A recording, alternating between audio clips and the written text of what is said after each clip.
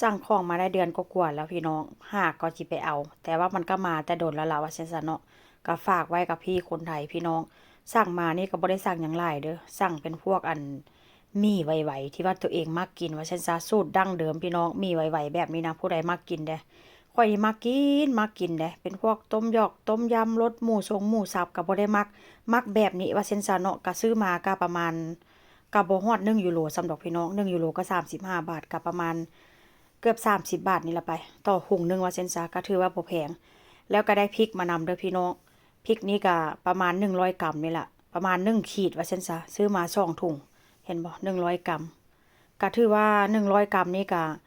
ตกอยู่ประมาณ3 ยูโรจุด 50 เซนต์พี่น้องก็ไปคูณเบิ่งเด้อคูณเบิ่งว่าเอา3 ยูโรหั่นน่ะไปคูณให้35 บาท2 ถุงนี้ซื้อมาก็ประมาณ7 ยูโรนี่ล่ะพี่น้องค่อยคูณเบิ่งแล้วเนาะเอามาคูณ35ก็ตกอยู่2 ถุงนี้200 กรัมก็ประมาณ245 บาทว่าซั่นซะก็ถือว่าบ่แพงแล้วอีกอย่างเนาะพี่น้องถ้าหากว่าเราซื้อมาเองก็ต้องได้มาคั่วแล้วก็มาตำก็ยุ่งยากลำบากก็เพราะว่ามันบ้านอยู่ทางพี่เนาะเพราะว่าหั้นสิเปิดหน้าต่างเมื่อคืนมันก็ได้อยู่แต่ว่ามันก็คือว่าหั่นล่ะพี่น้องทางที่ดีแล้วเอาความสะดวกสบายถ้าหากว่าเรามีการมีงานเฮ็ดมีเงินแบบก็บ่ได้ถึงว่ารวยดอกเนาะแต่ว่ามีเงินซื้อหั้นนะ ก็ซื้อเอาดีกว่าเพราะว่าเขาเจ้าก็มีขายเพราะว่ามันก็ค่อนข้างสะดวกสบายเอามาเฮ็ดกินเอามาเฮ็ดเองก็เดี๋ยวกินเข้าบ้านนู่นนี่นั่นก็จิจามอีก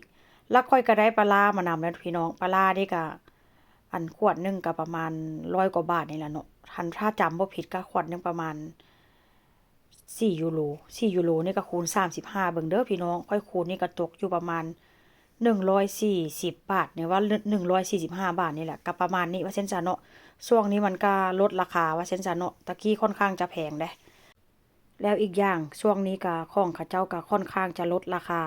ค่อยก็เลยแบบว่าซื้อมาไว้เพราะว่าหยังเวลาที่แบบว่าของเฮากินหมดแล้วหั่นน่ะพี่น้องเฮาที่ไปหาซื้อแบบว่าตามซุปเปอร์มาร์เก็ตของคนทางนี้มันบ่มีขายทั่วไปคืออยู่บ้านเฮาได้บ้านเฮาแม่นแท้ไปออกไปใส่มาใส่มันก็มีว่าเส้นซะเนาะ ไปห้านนั้นห้านนี้ไปซูเปอร์มาร์เก็ตร้านนั้นร้านนี้มันก็มีว่าซั่นซะเนาะมันมีขายทั่วไปแต่ว่าทางนี้มันค่อนข้างจะหากินยากพี่น้องโดยมันจะมีแค่ในช็อปไทยหรือว่าร้านไทยร้านเอเชียแค่นั้นว่าซั่นซะหลังจากนั้นค่อยก็สิมากินต้มเส้นพี่น้องเอ้ยมื้อนี้ก็ต้มเส้นกินต้มเส้นนี้ก็จะใส่เนื้อหมูใส่เกลือพริกไทยแป้งนัวน้ำตาลแล้วก็น้ำปลาแล้วก็ซีอิ๊วขาวใส่ฮอดขนมมื้อนี้ก็ค่อนข้างจะใส่หลายอย่างแต่ว่าก็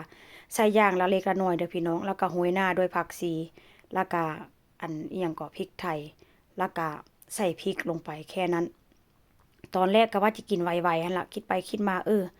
มันมีเนื้อหมูหมักอยู่หั่นข้อยก็เลยแบบว่ากินต้มเส้นนี่ล่ะแต่ว่าผัวข้อยนี่ตอนแรกว่าจะต้มให้ผัวต้มเส้นนี่นะพี่น้องวันนี้ผัวเห็นไวๆแล้วก็เลยบอกว่าบ่ข้อยสิกินไวๆเด้อผัวข้อยนี่ติดใจพี่น้องติดใจเส้นไวๆหรือว่ามาม่าของไทยหั้นนะ เพราะว่ากินยามใดก็แซ่บยามนั้นเพิ่นว่าแซ่บกว่าของสเปนอีกว่าซั่น